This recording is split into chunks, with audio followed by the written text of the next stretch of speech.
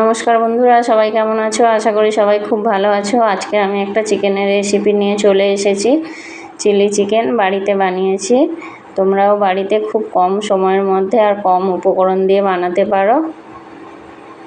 ভাত, রুটি, পরোটার সঙ্গে খেতে খুব ভালো লাগবে। প্রথমে আমি চিকেনগুলো ধুয়ে ভিনেগার আর লবণ দিয়ে ভিজিয়ে রেখেছিলাম। সেই জলটা বেরিয়ে গেছে, জলটা ঝাড়িয়ে নিয়েছি। এখানে আমি নিয়ে নিয়েছি ম্যারিনেটের জন্য আদা রসুন বাটা, লঙ্কার গুঁড়ো, লবণ, সয়া সস আর নিয়েছি সামান্য চিনি দিয়ে এখন আমি ম্যারিনেট করে আধা ঘন্টা ঢাকা দিয়ে রেখে দেব। তোমরা চাইলে 15 মিনিট 20 মিনিট রেখেও এটা ভেজে নিতে পারো।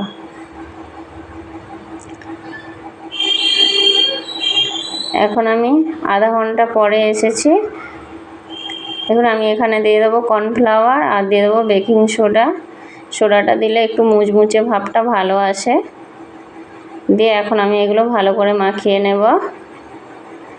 তো দেখুন আমার মাখানো হয়ে গেছে। এখন আমি চিকেনগুলো ভেজে নেব। সাদা তেলেই ভাজবো চিকেনটা। তেলটা আমার গরম হয়ে গেছে। একে একে চিকেনগুলো আমি ভেজে তুলে নেব। লো টু মিডিয়াম করে চিকেনটা ভাজতে হবে, না হলে পুড়ে যেতে পারে আর ভিতর থেকে কাঁচা থেকে যেতে পারে।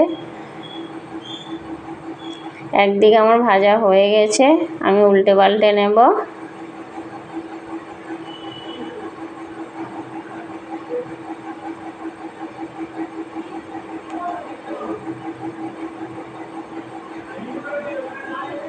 চিকেনগুলো আমার ভাজা হয়ে এসেছে। এখন আমি চিকেনগুলো তুলে নেব। এইভাবে চিকেন ভাজাও খাওয়া যাবে। এটা এতটাই নরম ভিতর থেকে আর উপর থেকে মুচমুচে হয়েছে। এইভাবে ভাজা খেতেও পারবে। বাকিগুলো আমি এইভাবে সব ভেজে নেব।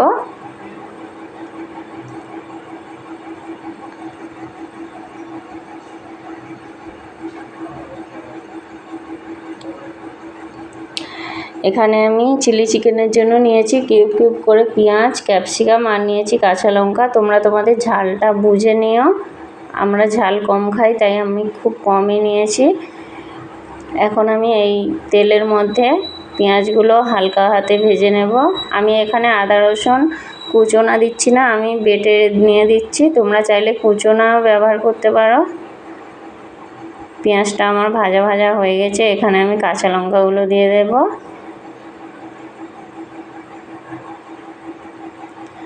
কাঁচা লঙ্কা দিয়ে একটু নাড়িয়ে ছাড়িয়ে নেব।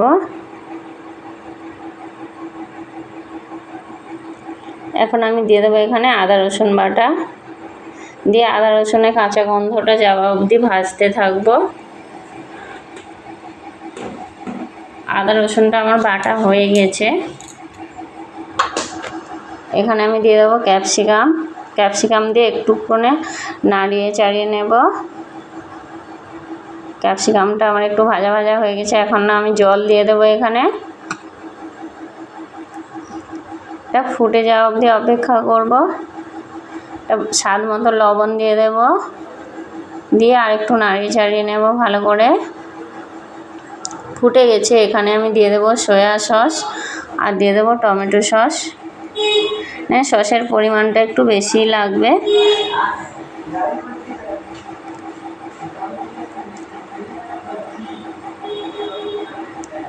এখন দিয়ে দেবো টমেটো সস। দিয়ে ভালো করে নাড়িয়ে চাড়িয়ে নেব। আর একটু ফুটে গেলে এখানে আমি ভেজে রাখা চিকেনগুলো দিয়ে দেব। রুটি, পরোটা, ফ্রাইড রাইস, পোলাওর সঙ্গে চিলি চিকেন দিয়ে খেতে খুব ভালো লাগে। একবার বাড়িতে বানিয়ে খেয়ে দেখুন, খেতে খুব দুর্দান্ত লাগে। এখন আমি ভাজা চিকেনগুলো দিয়ে দেবো এর মধ্যে। দিয়ে ভালো করে কষিয়ে নেব। লো টু মিডিয়াম করে একটু সময় নিয়ে চিকেনটা এইভাবে কষাতে হবে। দেখুন আমার গ্রেভিটা কত সুন্দর লাগছে। এখানে আমি অল্প সামান্য পরিমাণ কর্নফ্লাওয়ার গুলে দিয়ে দেবো। 1 চামচের মতনই দেবো।